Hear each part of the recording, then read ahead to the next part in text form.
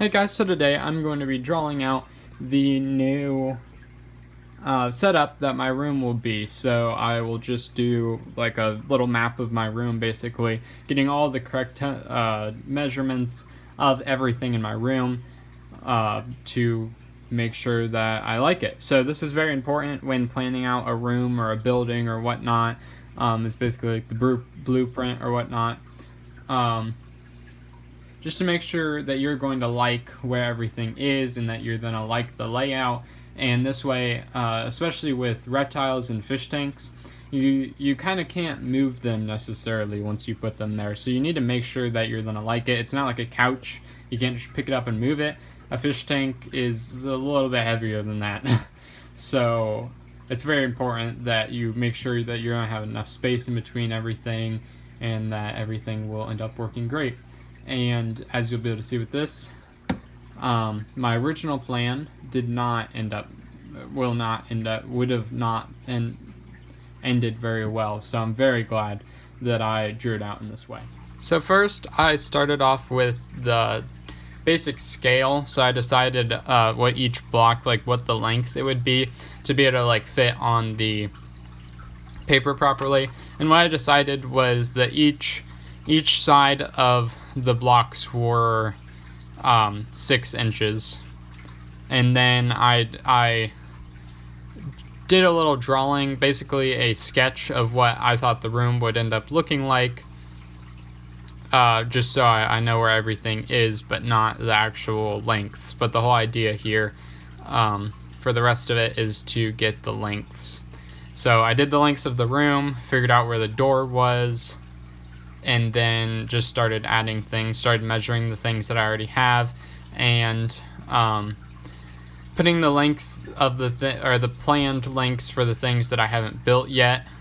And what the plan was to have one wall with the crest geckos, the leopard gecko, and the iguana, then have the bed under the window, and then the other wall to have the 125 gallon, the 75 gallon, and the 55 gallon on that side. And then, as you can see, I added my desk in there as well. But this didn't end up working as perfectly as I wanted. When I put the bed where I had it planned to be, there wasn't enough space on the sides to take out the drawers, which will be coming out, or the tubs that will be under the bed. And there wasn't enough space to open the iguana's cage or the old iguana's cage once we add doors to it. So you'll see that in a second. I still haven't quite drawn the bed yet, but as you can see, I have the doors lengths, and that's what the slanted pieces are. Or that's what I mean by that, is just doors, like opening doors. And then I'm figuring out the bed. While I'm doing this, I'm going and measuring the stuff, so you also see me like leave my chair every once in a while. But then after talking with my dad, I ended up deciding to change the layout. And this is why this is super important. It's so you know that you're going to like it. And again, if I would have just assumed everything would have been fine, then I would have put the fish tank in there and then tried to put my bed in there, and it wouldn't have been like the right size or big enough. It wouldn't have worked. So here is the end result. So from the door, which is right there, then we have the desk, which is what we're on right now, and then to the right of the door we have the leopard gecko's cage, which is that one. We'll be going right there. And then beside that will be the huge iguana's cage, which will be new. And then beside that we will have the old iguana's cage. So to give you some perspective, that's how big the new iguana cage is going to be, and it'll be really, really, really tall. And that right there, that small little box on this paper, is that tank, which is just really large, biggest thing in my room besides like my bed. Really wide, really big, but now it'll be that.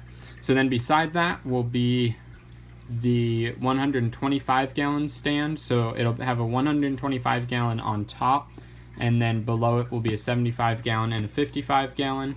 And then right here will be the bed, and it'll have like 28-inch long 27-gallon tubs. It'll have six, and then on the end there'll be drawers, and that kind of replaces my dresser, is this underbed thing, and then I'll have my bed on top. And then so that leaves me just enough space to get those out, with having the two skinniest things, which really aren't that skinny, on either side of it. And also this way of the room is longer by about 8 inches, so it really helps. And then I'll be able to open the iguana cage all the way up, and then the crested gecko cage, what I think I'm going to do is 3 different doors, kind of like cabinet doors but with glass. So that I think that'll end up looking really nice, and I'll have enough space to, you know, be all around that. So that should work really well. So I hope you guys enjoyed. By the way, this is the sketch real quick, and then the key right there. So the sketch had it like this, but like I said, the doors kind of interfered, and there wasn't enough space there to like walk and stuff. So the new way makes it much better. The only issue with the new way is that the window is from this dot to that dot right there, that one right there. So it covers the entire window, and since it'll be quite a tall stand, because it'll be taller than that stand right there. So it'll be about the same as that stand, but instead of a 55-gallon on top, it'll have a 125-gallon on top, which is 2 inches taller. So it'll be basically this stand, just 2 inches taller. So the window will actually not be completely blocked. You'll still see the top of it, but that's pretty much it. So I hope you guys enjoyed. If you did, like it down below. If you have any comments or concerns, put in the comments below. And if you want more content, then subscribe. Have a fantastic day.